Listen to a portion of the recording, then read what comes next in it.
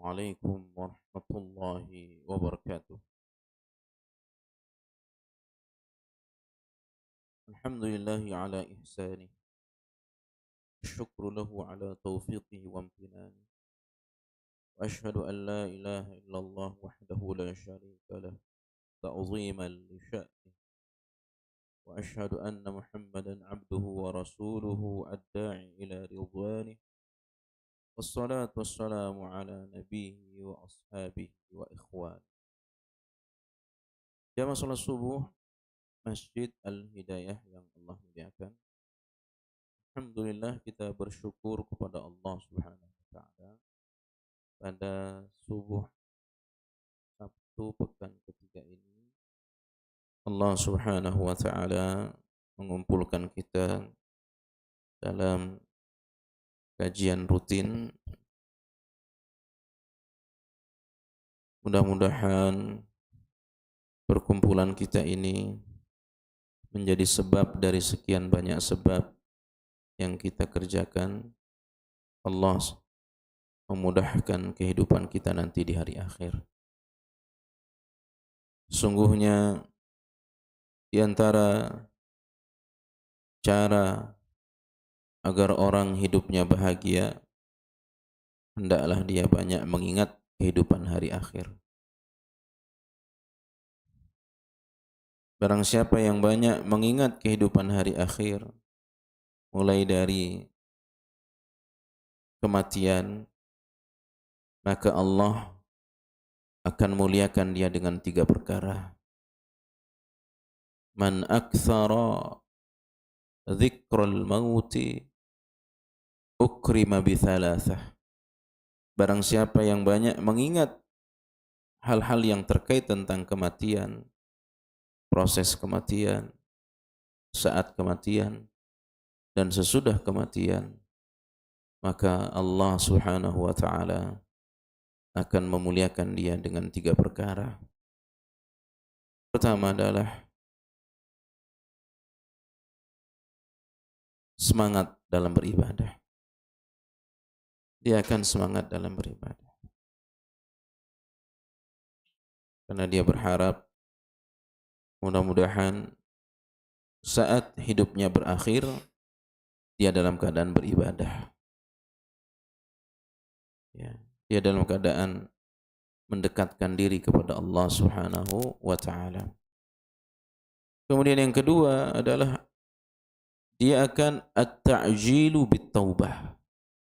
Dia akan bersegera bertaubat. Tidak akan menunda-nunda taubatnya. Karena dalam prinsipnya hidup berakhir di dunia bisa terjadi kapan saja. Ya, bisa terjadi dalam sekian detik, dalam sekian menit. Tadinya orang sehat, kemudian meninggal dunia. Ya. Maka dia ta'jilu bit-taubah. Bersegera untuk bertaubat. Tidak ada dalam prinsipnya nanti saja.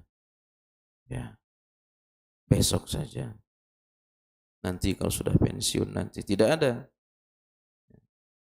Dan yang ketiga, al-qanaah. Dia akan merasa cukup dengan apa yang Allah berikan kepadanya.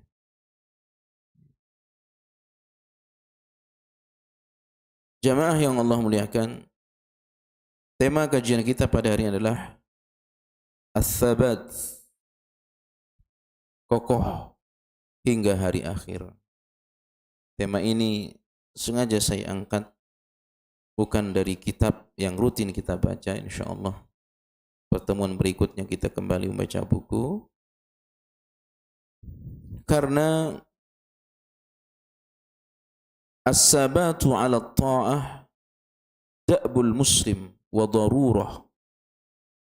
Teguh, kokoh dalam ketaatan hingga meninggal dunia merupakan perkara yang harus ada pada diri seorang muslim, dan dia merupakan darurah.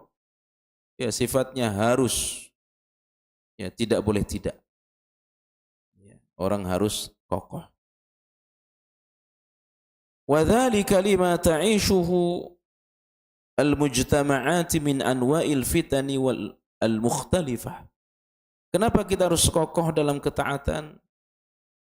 Kokoh dalam penghambaan kepada Allah Subhanahu wa taala sampai kita meninggal dunia, karena kita sekarang hidup penuh dengan fitnah.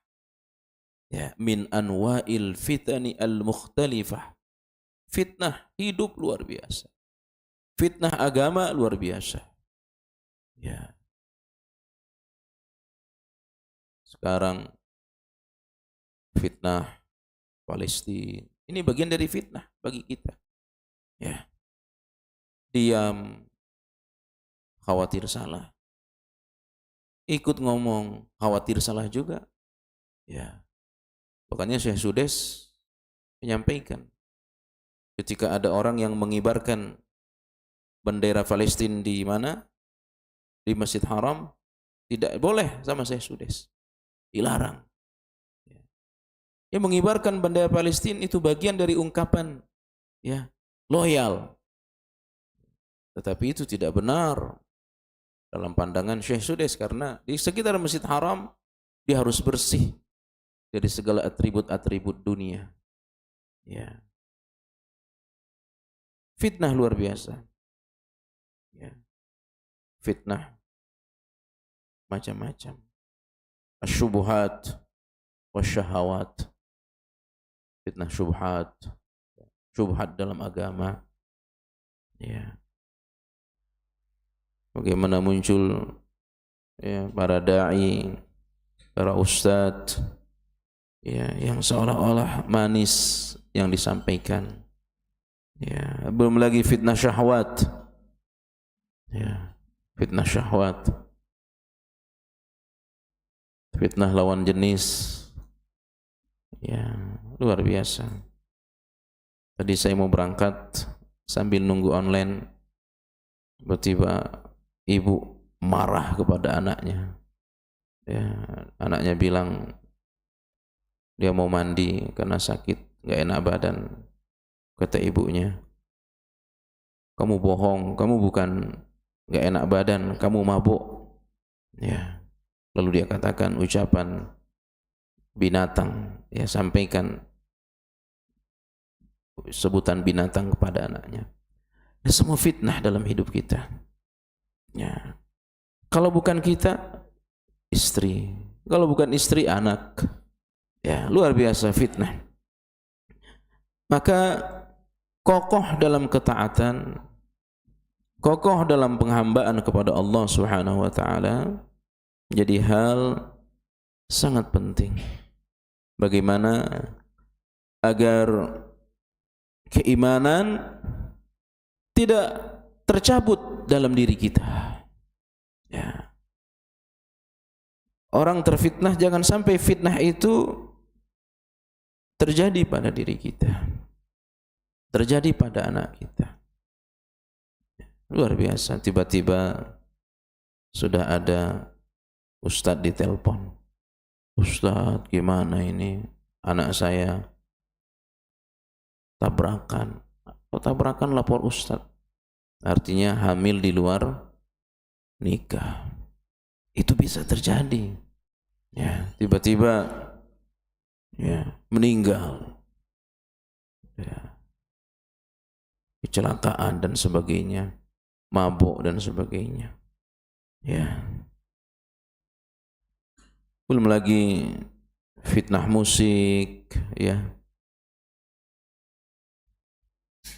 Biduan-biduan yang menampilkan pakaian-pakaian jorok, ya. Fitnah luar biasa. Belum lagi fitnah media sosial. Ya. Ingat, seluruh yang kita tulis, yang kita tampilkan, yang kita hadirkan di media sosial kita itu, ingat, itu semua ada hisabnya di hari akhir. Itu semua ada pertanggungjawabannya di hari akhir. Apa saja? Ya, Apa saja yang kita tulis, status kita di WA, ya, status kita di beranda FB, di TikTok, di apa, semua itu semua ada hisabnya di hari akhir, ada pertanggungjawabannya di hari akhir, ya. Nah, ini semua fitnah. Kalau kita tidak masuk, nanti dikuasai tampilan-tampilan yang enggak benar. Tapi kalau kita masuk, ya, bisa-bisa kita yang kena fitnahnya. Ya. Jamaah yang Allah muliakan. Oleh sebab itulah banyak kita temukan doa di dalam Al-Quran dan hadis-hadis Rasulullah sallallahu alaihi wasallam. Di antaranya pada ayat yang tadi saya baca dalam Imam salat subuh, ya.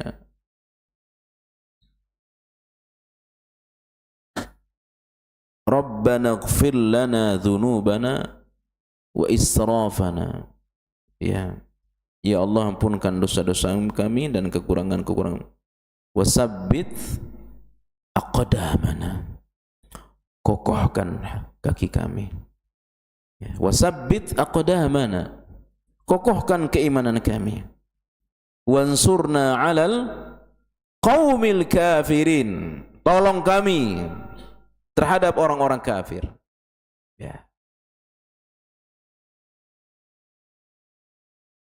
Tidak ada perkara yang paling diketakuti oleh para nabi, orang-orang salih sesudahnya, melebihi takut mereka dari az-zaigh. Ya, tercabutnya hidayah dari hati mereka. Maka Allah Subhanahu wa taala sebutkan Quran Ali Imran ayat 8, Rabbana la tuzigh qulubana ba'da idh hadaitana wa hab lana min ladunka rahmah innaka antal wahhab. Rabbana la tuzigh qulubana. Ya Allah, jangan engkau cabut hidayah dari hati kami. Ba'da idh hadaitana, setelah engkau menanamkan hidayah itu di dalam hati kami. Wa hab lana min ladunka rahmah, anugerahi kami darimu ya Allah ar-rahmah, kasih sayang. Ulama tafsir ketika menjelaskan min ladunka rahmah, ar-rahmatu indal mauti, kasih sayang sesaat nyawa kita akan dicabut. Apa maknanya? Orang yang akan meninggal dunia itu dikepung oleh syaitan. Ya. Orang sesaat nyawanya dicabut, dia dikepung oleh syaitan. Apa tujuan syaitan? Tujuannya adalah bagaimana orang ini meninggal dalam keadaan rusak. Bagaimana orang ini meninggal dalam keadaan su'ul khatimah. Dipersulit dia mengucapkan kalimat tauhid la ilaha illallah oleh syaitan. Ya, dia dikepung oleh syaitan. Maka kita doa kepada Allah, jangan remehkan doa ini. Ya. Rabbana la tuzigh qulubana. Ya. Sekarang, besok, sampai kita meninggal, jangan engkau cabut hidayah itu dari kami ya Allah. Ya. Ini perkara yang paling ditakuti oleh orang-orang saleh. Demikian juga dengan doa Nabiullah Ibrahim alaihissalam. Ya. Dia berdoa kepada Allah. Bagaimana dia mengkhawatirkan dirinya dan anaknya. Jangan sampai an-na'budal asnam. Jangan sampai saya dan anak keturunan saya menyembah berhala. Ya, berpaling dari agamamu ya Allah. Itu doa Nabi Ibrahim. Padahal Bapak Ibu yang Allah muliakan, secara akal Tidak mungkin Nabi Ibrahim menyembah berhala secara akal. Ya. Berhala dibikin oleh bapaknya, kemudian dirusak, dihancurin, disisakan berhala yang besar, patung yang besar. Ya. Kemudian dia dibakar, hendak dibunuh, memperjuangkan tauhid. Tetapi dia berdoa kepada Allah, jadikan aku dan anak keturunanku, jangan sampai kami menyembah berhala. An-na'budal asnam. Ya, ini fitnah luar biasa. Bapak Ibu yang Allah muliakan, kita tidak pernah tahu bagaimana keadaan anak kita di luar. Bagaimana keadaan, apalagi mohon maaf yang istrinya kerja di luar. Ya, suami berangkat, istri berangkat. Istri tidak tahu bagaimana suaminya di kantor, bagaimana ya suami tidak tahu bagaimana istrinya di kantor, kita nggak tahu.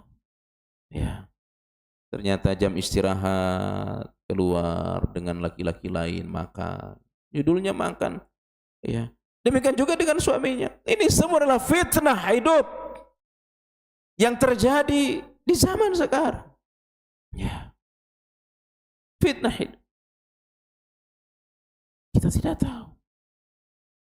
Maka Bapak Ibu yang Allah muliakan, tidak ada perkara yang paling ditakuti oleh orang-orang salih, oleh para nabi, melebihi takutnya mereka dari az-zaiq, terlepasnya hidayah dalam hati mereka. Ya, terlepas hidayah bisa malas ibadah sampai kepada murtad, keluar dari agama Islam. Ya. Bapak Ibu yang Allah muliakan,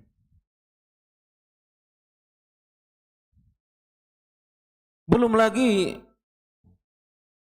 kekuatan kafir dan syaitan. Di dalam Al-Quran disebutkan bagaimana orang-orang kafir itu berusaha memurtadkan orang Islam. Ya. وَلَا يَزَالُونَ يُقَاتِلُونَكُمْ حَتَّى يَرُدُّوكُمْ عَنْ دِينِكُمْ إِنِ اسْتَطَاعُوا. Senantiasa orang-orang kafir berjuang bersungguh-sungguh bagaimana agar kalian murtad. Ya. Kalau tidak sampai murtad, paling tidak gaya hidupnya seperti gaya orang kafir. Ya. Gaya hidupnya seperti gaya orang kafir. Dan itu sekarang sudah sampai ke pedalaman-pedalaman, ke pulau-pulau terpencil, ya. Udah nggak beda sama orang kafir. Kehidupan musik, kehidupan pergaulan bebas, ya. Itu adalah upaya dari orang kafir. Ditambah lagi tadi upaya dari syaitan. Ya, upaya dari syaitan. Ikhwani wa akhwati jamaah yang Allah muliakan. Oleh karena itulah orang Islam, kita semua, kita semua membutuhkan as-sabat ala ta'ah, kekokohan, ya, dalam ketaatan kepada Allah Subhanahu wa ta'ala. Dan selain kita membutuhkan as-sabat, hal terpenting yang lainnya adalah at-turuq, turuqul lati tu'inuhu wa tumakkinuhu min as-sabat. Ada jalan-jalan, ada wasilah-wasilah, perkara-perkara yang dapat membantu kita agar kita bisa kokoh dalam ketaatan. Ya.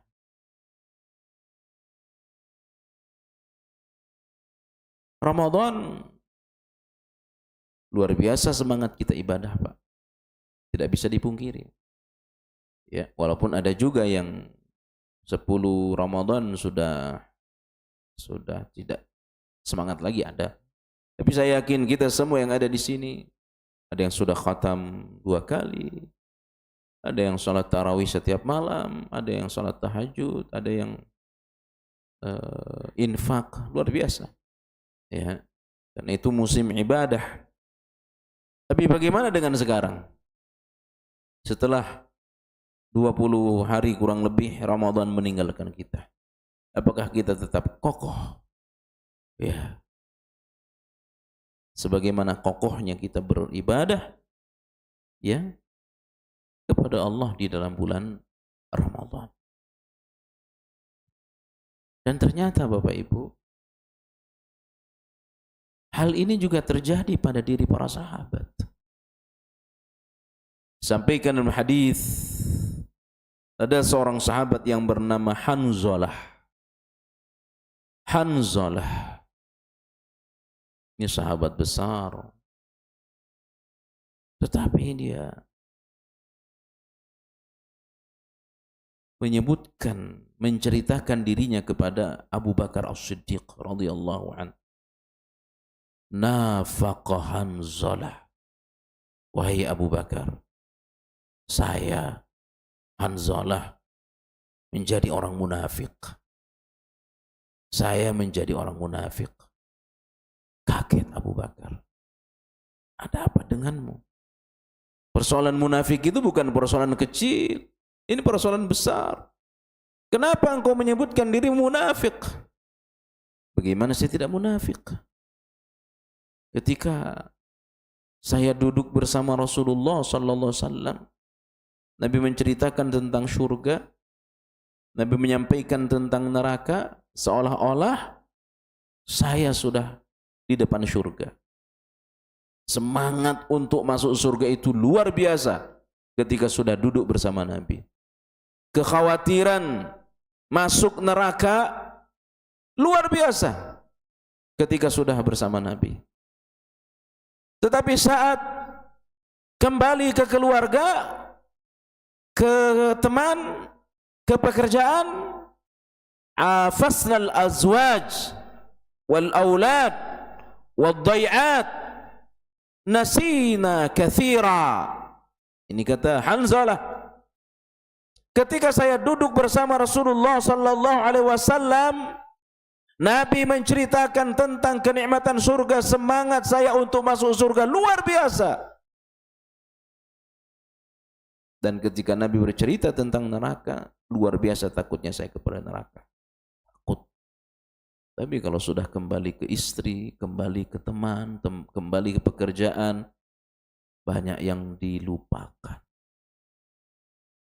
Itu sahabat. Ya. Itu sahabat yang hidup bersama Rasulullah sallallahu alaihi wasallam. Apalagi kita sekarang, Pak. Ya. Di masjid kita bicara tentang surga, bicara tentang neraka, istiqamah, bagaimana kita taat kepada Allah, luar biasa. Tapi nanti ketika kita sudah kembali ke kantor, kembali ke pekerjaan, ya, belum lagi hiburan-hiburan, banyak yang dilupakan. Sehingga seolah-olah bagi orang tertentu, mudah-mudahan bukan bagi kita, bicara agama itu, bicara akhirat itu di masjid. Tapi kalau sudah di luar, ya dunia, ya hiburan, ya musik, ya kumpul laki-laki dengan perempuan, dianggap biasa. Ya, bicara agama ya masjid, bicara agama ya pesantren. Ya. Tapi kalau sudah di luar, ditinggalkan agama. Itu terjadi. Kecuali bagi orang-orang yang ats-tsabat, orang-orang yang kokoh di dalam ketaatan. Ya. Orang-orang yang kuat dalam penghambaan diri kepada Allah Subhanahu wa taala. Bicara agama bukan hanya engkau sedang di masjid. Ketika engkau sedang dalam pekerjaan di kantor, engkau tidak akan melepaskan identitas keagamaan. Ya. Ketika engkau sedang bersama kawan-kawanmu, engkau tidak akan melepaskan identitas mana pakaian keagamaanmu. Bagi perempuan, dia tidak akan mau melepas simbol-simbol keagamaan. Ya, ini terjadi sekarang, Pak. Ya, saya yakin kita ya, punya Facebook, punya WA, saya punya TikTok. Ya, itu isi TikTok orang joget-joget, ya, ya, orang luar biasa, fitnah luar biasa, ya, fitnah. Yang saya lihat banyak yang begitu itu yang sudah berumur 40 ke atas, yang sudah punya suami, sudah punya cucu malahan. Ya, sudah punya cucu masih joget-joget. Ya, astagfirullah. Ikut pengajian, ikut. Ya. Ikut majelis taklim, ikut. Ya. Facebook joget, ya. TikTok joget. Ya, nah itulah fitnah sekarang. Tapi kalau ikut pengajian, pengen masuk surga, pengen. Takut neraka, takut. Bapak Ibu yang Allah muliakan, kecuali saya ulangi, bagi orang-orang yang as-sabat, orang yang kokoh di dalam ketaatan kepada Allah Subhanahu wa ta'ala. Oleh sebab itu, apa itu as-sabat? As-sabat atau kokoh dalam bahasa kita itu adalah bermakna al-istimraru fih. As-sabatu fil lughati, sabat secara bahasa ya bisa bermakna al-istimraru fih, yakni terus menerus. Ya, hari ini dia taat, besok taat. Di masjid dia taat, di media sosial dia taat kepada Allah. Ya. Di sekolah, di pesantren dia taat, di kampus dia taat. Dr. Firanda bercerita, Dr. Firanda Andirja bercerita, ada orang-orang yang tadinya dan ini terjadi karena kita pengelola pesantren. Di pesantren jilbab besar, ya, apalagi kami santri kami suruh pakai cadar semua, pakai cadar santri putri. Ada yang nggak kuat, Pak, ada keluar, baru 2 tahun keluar, setelah keluar lepas jilbab. Ini terjadi. Ya, ini terjadi. Berarti dia tidak sabat, dia tidak kokoh dalam ketaatan. Ya, banyak anak pondok, anak pesantren 6 tahun di pondok, Pak. Jilbab besar. Nanti setelah kuliah lepas jilbab. Ya, itu terjadi, Pak. Ya, makanya as-sabat bermakna al-istiqrar fi, tekun, kuat, terus menerus, ya, tidak goyah apapun keadaan. Dan ada asy-syaja'ah, ada keberanian, ya, memegang kebenaran, dia berani, ya, apapun resikonya, itu namanya as-sabat. Ya, istiqrar, ya, kokoh, ya, tidak goyah. Bisa juga bermakna dawamuha wa baqauha, ya, terus menerus, baqa, kekal. Maka ibadah yang paling dicintai oleh Allah Subhanahu wa taala, ibadah yang ad-dawam wa in qalla. Ahabbul a'mali ilallahi dawamuha wa in qalla. Ibadah yang paling Allah cintai, ibadah yang terus dikerjakan meskipun sedikit. Ya. Meskipun sedikit tapi terus dikerjakan, itu namanya as-sabat. Baca Quran tiap hari 1 juz, sedikit itu, Pak. Ya. Satu hari satu juz sedikit. Bagi siapa? Bagi ustadz? Tidak juga. Bagi semua orang. Terasa berat karena waktu main HP kita yang banyak. Ya. Waktu berselancar kita yang banyak. Akhirnya dengan Quran satu juz terasa berat. Ya. Satu hari satu juz. Terus sebulan 30 juz. Itu lebih dicintai oleh Allah daripada baca Al-Quran khatam 3 hari. Sesudah itu enggak baca. Ya. Sama-sama khatam 1 kali. Tapi ada yang khatamnya sehari 1 juz. Itu lebih baik. Ya, itu namanya as-sabat. Dawam, mudawamah, terus menerus. Baqa, tidak hilang, kekal. Ketaatan kita harus kekal. Sampai kapan? Sampai kita meninggal dunia.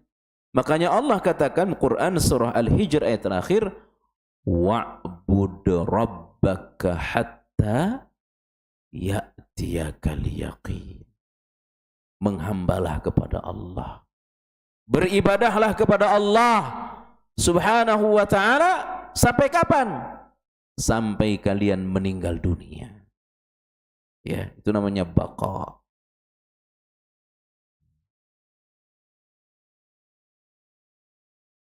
Kadang-kadang saya sering ngelihat waktu haji, waktu umrah, itu semangat sholat berjamaah luar biasa. Di pesawat udah nggak sholat, Pak. Ya. Itu terjadi karena kita mohon maaf bimbing umroh. Ya. Kecuali ya, pembimbing yang perhatian kepada jamaah, yang nggak tidur di pesawat, nggak tidur, dia samperin jamaah, Pak, udah masuk subuh dibangunin jamaah. Ya, itu banyak waktu sholat tidur aja, Pak. Berarti ketaatannya ada musimnya, ada tempatnya. Ya, itu tidak boleh. Makanya pesan ulama, ya, kun rabbaniyin wala takun ramdaniyin. Jadilah hamba Allah, jangan menghamba karena bulan Ramadan. Ya. Jadilah hamba Allah. Kalau hamba Allah semangat ibadah ya kapan saja. Tapi kalau menghamba hanya bulan Ramadan semangat, keluar Ramadan biasa-biasa saja. Itu tidak boleh terjadi pada diri kita. Ya. Kun rabbaniyin. Jadilah hamba Allah. Menghambalah kepada Allah. Jangan menghamba karena musim tertentu. Ya. Itu kalau orang di Mekah, Pak, ya. Bapak sudah tahu lah, sudah haji, sudah umroh. Paling tidak setengah jam sebelum azan, itu sudah ke masjid. Ya, sudah ke masjid. Apalagi kalau Ramadan. Kalau Ramadan paling tidak ya 1 jam, itu udah nggak kebagian tempat. Ya, misalkan zuhur jam 12.30, itu ke masjidnya mesti jam 9. Baru kebagian tempat. Itu pun susah. Kalau berangkatnya jam 10, berangkatnya jam 11, sudah nggak bakal dapat tempat. Makanya berangkat 2,5 jam sebelum azan zuhur, 3 jam. Pulang ke Indonesia. Kalau dia tetap seperti itu, paling tidak bagaimana dia tidak masbuk, bagaimana dia tetap menjaga salat berjamaah, berarti itu disebut dengan as-sabat. Kokoh, tidak berubah-ubah. Ya. Ramadan khatam Quran, luar Ramadan juga begitu. Ya. Ramadan salat tarawih, luar Ramadan salat tahajud. Itu namanya as-sabat. Dawam wal baqa. Terus menerus, kekal, tidak goyah. Ya. Sampai kapan? Sampai kita meninggal dunia. Ya. Surah Al-Hijr ayat terakhir Allah katakan, wa'bud rabbaka hatta ya'tiyakal yaqin. Bapak Ibu yang Allah muliakan,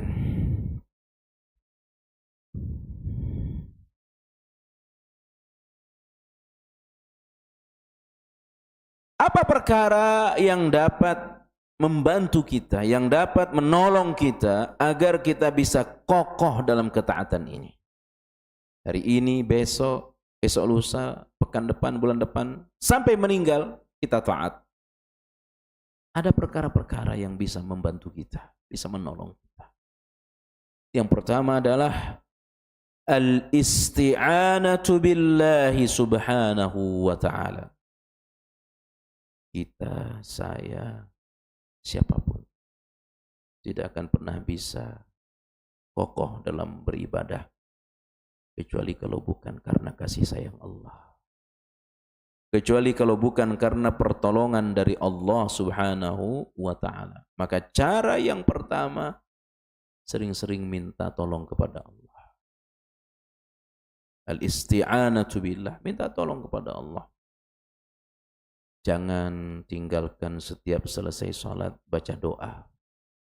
Allahumma a'inni ala dzikrika wa syukrika wa husni ibadatik. Baca setiap selesai salat. Allahumma a'inni ala dzikrika wa syukrika wa husni ibadatika. Silakan Bapak Ibu ikuti saya. Allahumma a'inni ala Allahumma a'inni ala dzikrika wa syukrika wa husni ibadatika. Allahumma a'inni ala dzikrika wa syukrika wa husni ibadatika. Allahumma a'inni ala dzikrika wa syukrika wa husni ibadatika. Ya, ini doa dibaca setiap selesai sholat. Minta kepada Allah. Ya. Yudhillu man yasha wa yahdi man yasha. Allah memberi petunjuk siapa yang Dia kehendaki dan menyesatkan siapa yang Dia kehendaki. Ya. Kita bangun subuh, bangun sholat tahajud, itu semua karena Allah. Ya, karena kita dikehendaki oleh Allah untuk sholat malam. Ya. Kita baca alhamdulillahilladzi ahyana ba'dama amatana wa ilaihi nusyur. Ya Allah, Engkau bangunkan lagi saya, ya Allah. Engkau panjangkan umurku, ya Allah. Engkau berikan kesempatan hidup kepadaku, ya Allah. Engkau berikan kesempatan kepadaku mengumpulkan bekal untuk hidup di hari akhir, ya Allah. Ya, nikmat bangun luar biasa. Ya, nikmat bangun tengah malam, nikmat bangun sholat subuh. Semua bangun, tapi ada yang bangun udah lewat subuh, tidak dikehendaki oleh Allah. Tapi kita termasuk orang-orang yang mudah-mudahan dikehendaki oleh Allah. Ya. Minta kepada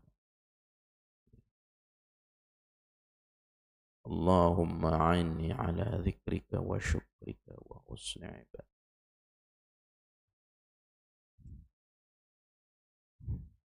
Allahumma hdi lima ikhtulifa fihi. Ya, kita minta petunjuk pada Allah.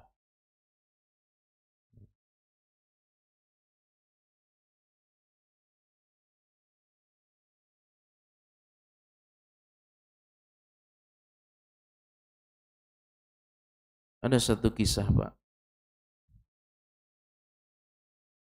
Belum lama ada seorang ulama dalam tanda kutip di Saudi Arabia. Ada ada aliran sesat. Tidak ada yang bisa membantah. Lalu orang ini menulis buku sebagai bantahan dari kesesatan orang lain. Dia tulis, dan bukunya ini dipuji oleh ulama-ulama yang lain. Ya, karena kehebatannya membantah kesesatan yang terjadi. Berselang waktu, orang ini jalan-jalan ke Eropa. Ya, cerita ini saya dapatkan dari Dr. Firanda Adirja. Beliau yang sampaikan. Dia jalan-jalan ke Eropa, pulang dari Eropa, menulis buku kagum kepada ateis. Dia kagum kepada pemahaman ateis. Sampai ulama yang tadi memuji dia, kemudian mengkafirkan orang ini. Karena dia meyakini ajaran ateis.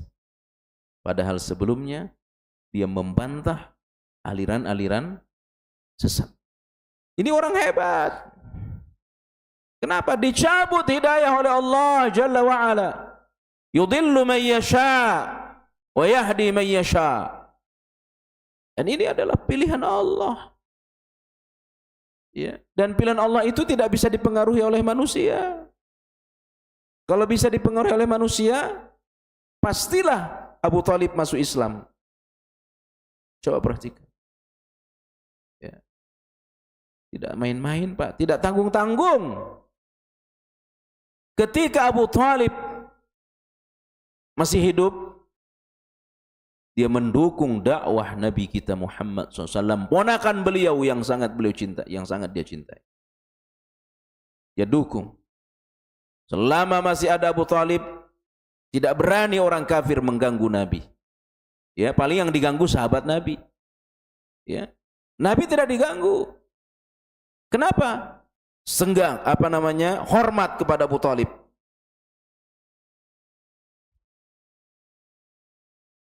Tapi tidak masuk Islam. Tidak masuk Islam. Sebelum dia meninggal dunia, siapa yang bimbing Abu Thalib mentalkinnya? Nabi Muhammad sallallahu alaihi wasallam. Tidak main-main. Yang membimbing beliau, yang membimbing Abu Thalib, manusia terbaik, kekasih Allah Jalla wa'ala. Ya ammi, qul la ilaha illallah, kalimatun uhaju laka indallah. Wahai pamanku, ucapkan kalimat la ilallah. Engkau ucapkan, aku bela engkau di hadapan Allah. Tapi Allah enggak pilih, Pak. Allah enggak pilih. Sampai kemudian Abu Thalib meninggal, tidak bisa mengucapkan kalimat la ilaha illallah. Coba. Ya, yang membimbingnya Nabi kita. Justru yang mendapat hidayah Umar bin Khattab. Umar bin Khattab radhiyallahu anhu, orang yang sangat benci kepada Nabi Muhammad SAW. Tapi berubah menjadi orang yang paling cinta kepada Nabi setelah Abu Bakar As-Siddiq radhiyallahu anhu. Hidayah ini soal pilihan Allah. Hidayah ini soal pilihan Allah. Mudah-mudahan kita termasuk orang-orang yang kokoh dipilih oleh Allah, terutama saat kita akan meninggal dunia. Ya, maka banyaklah meminta kepada Allah. Ibunda kita Aisyah radhiyallahu anha bercerita, doa yang paling banyak dibaca oleh Rasulullah sallallahu alaihi wasallam setiap malam, Allahumma ya muqallibal qulub, sabbit qalbi ala dinik wa ala ta'atik. Allahumma ya musarrifal qulub, sarrif qalbi ala dinik wa ala ta'atik. Wahai zat yang membolak-balikkan hati, Tetapkan hatiku dalam ketaatan kepadamu ya Allah. Bapak Ibu yang Allah muliakan. Ini yang doa Nabi, Pak. Engkau takut ya Rasul? Kenapa doa itu yang paling banyak engkau sampaikan kepada Allah di setiap malam? Apa engkau takut? Bagaimana aku tidak takut? Hatiku, kata Nabi, dan hati seluruh manusia digenggam oleh Allah. Berada dalam jari jemari Allah.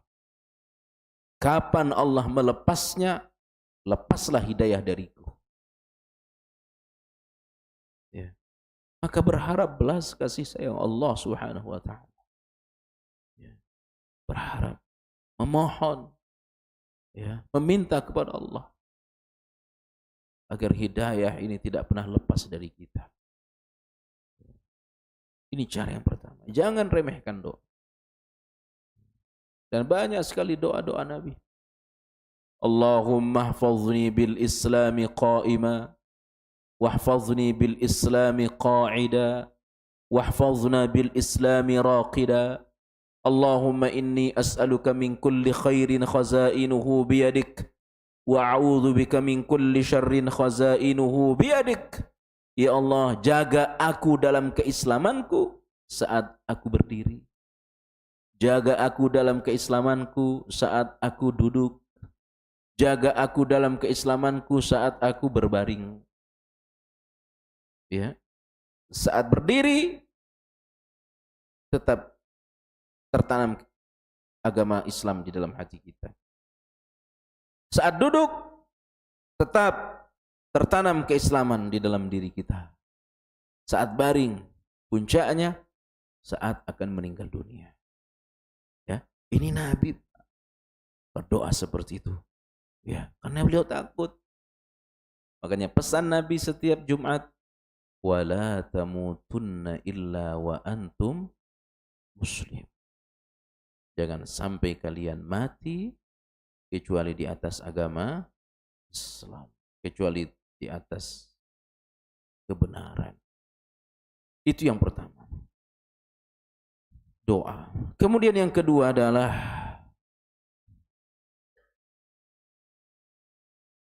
hendaknya kita memperbanyak amal salih yang tahu hanya kita dengan Allah. Ya. Memperbanyak amal salih yang tahu hanya kita dengan Allah. Tidak ada orang lain yang tahu. Kecuali hal-hal yang memang diketahui oleh orang, ya, salat berjamaah. Tapi salat tahajud, berbanyak salat tahajud. Itu bisa menjaga kita. Ya. Cari muka kepada Allah. Jangan cari muka manusia. Ya. Cari muka kepada Allah. Siapa yang senang mencari muka kepada Allah, Allah akan tolong dia. Ta'arraf, kenalilah Allah, maka Allah akan mengenalimu di saat susah. Itu hadis Nabi. Ya. Perbanyak cari muka kepada Allah. Ya. Sedekah, infak yang tidak diketahui oleh manusia. Maka Allah akan menolongmu di waktu susah. Dan tidak ada perkara yang paling susah di dunia ini melebihi susahnya orang yang akan meninggal dunia. Ya. Perbanyak cari muka kepada Allah, maka Allah akan menolongmu di saat engkau susah. Ini hadis Nabi, Pak. Maksudnya adalah perbanyak amal salih yang tahu hanya engkau dengan Allah. Maka Allah akan menolongmu di waktu susah. Saya ulangi, perkara yang paling susah dihadapi oleh manusia adalah inqita'ur ruhu minal jasad. Saat ruh dan jasad akan berpisah. Tidak ada yang lebih susah dari ini, Pak. Tidak ada yang lebih berat dari ini. Ya. Susah. Bisnis hancur, biasa itu. Ya. Susah, rumah kebakaran, biasa. Biasa di dunia. Ya, hilang suatu saat berganti, hilang suatu saat ada yang baru. Ya. Tapi perkara yang paling susah di dunia, yang paling berat di dunia ini adalah saat roh akan dicabut dari jasad kita. Kenapa? Yang pertama, manusia itu diserang oleh dosanya. Itu saat akan meninggal. Manusia itu dikepung oleh dosa. Ditampakkan oleh Allah dosa-dosa yang dia kerjakan seperti layar lebar. Ya, di bawah tekanan dosa. Yang kedua, orang yang akan meninggal itu dikepung oleh syaitan. Ya, jadi sudah saya sampaikan dia dikepung oleh syaitan. Nah, yang ketiga, orang yang akan meninggal dunia itu di bawah tekanan malaikat pencabut nyawa. Tidak ada yang lebih berat dari ini. Di antara cara, dan ini cara yang terbaik agar kita diberikan kemudahan oleh Allah, ya, perbanyak berbuat baik, beramal salih yang tahu hanya kita dengan Allah. Syaitan mengepung kita punya misi apa? Mencabut hidayah dari kita. Ya, itu misinya. Maka ada istilah su'ul khotimah. Itu yang diinginkan oleh syaitan. Ya. Cara terbaik adalah perbanyak amal saleh. Hanya kita dan Allah yang tahu. Sedekah. Kemudian sholat tahajud, nolong orang, bantu orang, ya.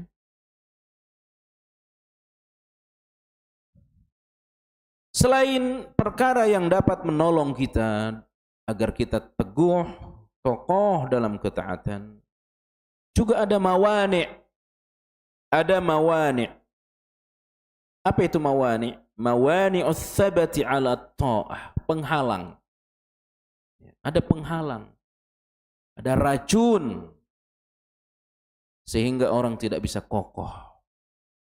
Apa penghalangnya? Tulul amalil ladzi syakhsu mimma yatawalladu alaihi al-kasl. Angan-angan yang panjang. Tulul amal. Terlalu panjang angan-angannya. Nanti kalau saya sudah berumur 50, saya sudah punya kontrakan, saya sudah punya ini. Nanti kalau saya sudah punya pensiun, saya punya usaha ini, punya usaha itu. Angan-angan yang panjang terhadap dunia. Ya. Itu menyebabkan al-kasal fit ta'ah. Ya. Al-kaslu ala qiyamit ta'ah. Menyebabkan dia malas. Kenapa? Ada ambisi yang ingin dia kejar. Pokoknya saya umur sekian harus punya ini. Oke, semangat dunia luar biasa. Akhirnya untuk akhirat waktu sisa. Ya. Tulul amal. Cita-cita, angan-angan. Ya.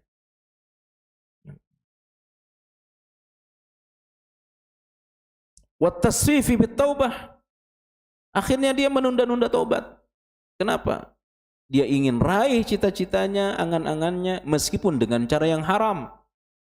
Ya, taswif. Ya, saya umur 50 sudah punya ini, punya itu. Ya. Namanya tulul amal. Padahal ya, bukannya tidak boleh kita jadi orang kaya. Jadi orang kaya bagus. Ya, mulia kalau dia taat kepada Allah. Tapi ingat, kaya miskin ini takdir Allah. Ya. Usaha harus. Tapi yang menentukan kaya miskin seseorang bukan usahanya. Adalah takdir Allah. Innallaha yu'ti dunya liman yuhibbu wa liman la yuhibbu. Allah memberikan dunia kepada orang yang dia cintai dan yang tidak dicintai oleh Allah. Tapi agama, iman, Allah berikan hanya kepada orang-orang yang Dia cintai. Ya. Tulul amal. Kemudian yang kedua, mawani' ala thabat, penghalang sehingga orang tidak bisa kokoh dalam ketaatan, ya, adalah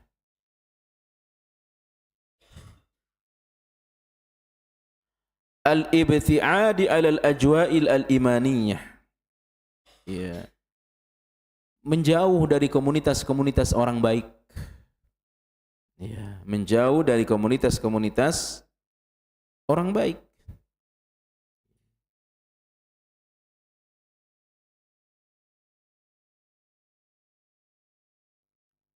Tidak senang ngumpul dengan orang-orang saleh.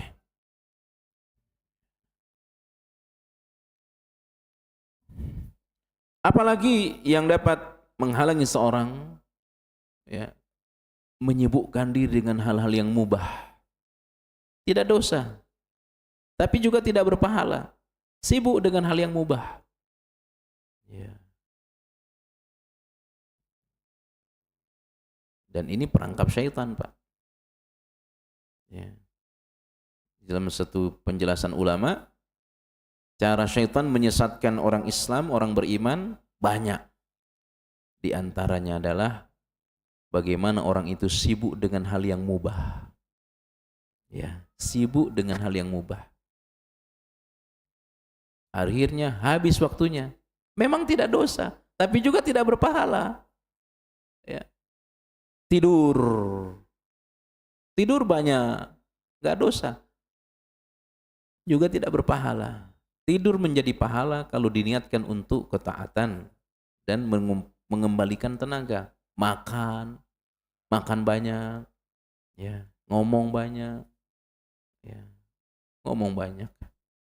Ya, inilah penghalang-penghalang. Tentu masih ada yang lain karena keterbatasan waktu kita. InsyaAllah bulan depan kita akan kembali membaca buku. Mudah-mudahan Allah sehatkan kita semua. Ya, jangan remehkan, sering-sering berdoa kepada Allah, berharap belas kasih sayang Allah Subhanahu wa taala. Dan banyak sekali doa-doa yang diajarkan oleh Rasulullah sallallahu alaihi wasallam. Mudah-mudahan kita termasuk orang yang kokoh dalam ketaatan. Seseorang tidak bisa dinilai dengan apa yang terjadi sekarang. Ya, tapi seseorang dinilai sesudah dia meninggal. Saya ulangi, seseorang dinilai salih tidak salih, baik tidak baik, bukan sekarang. Tetapi penilaian terjadi setelah orang meninggal dunia. Kenapa? Karena sekarang bisa berubah. Yang hari ini malas sholat, bisa jadi besok dia rajin. Ya, yang hari ini rajin sholat, belum tentu besok rajin. Ya, tetapi penilaian terjadi sesudah kita meninggal dunia. Tapi kita berharap, berdoa, berusaha, semoga kita termasuk orang-orang yang kokoh dalam ketaatan. Mudah-mudahan bermanfaat, dihafalkan doa tadi, diamalkan setiap selesai sholat. Ya, subhanakallah bihamdik, asyhadu an la ilaha illa anta astaghfiruka wa atubu ilaik. Wassalamu alaikum warahmatullahi wabarakatuh.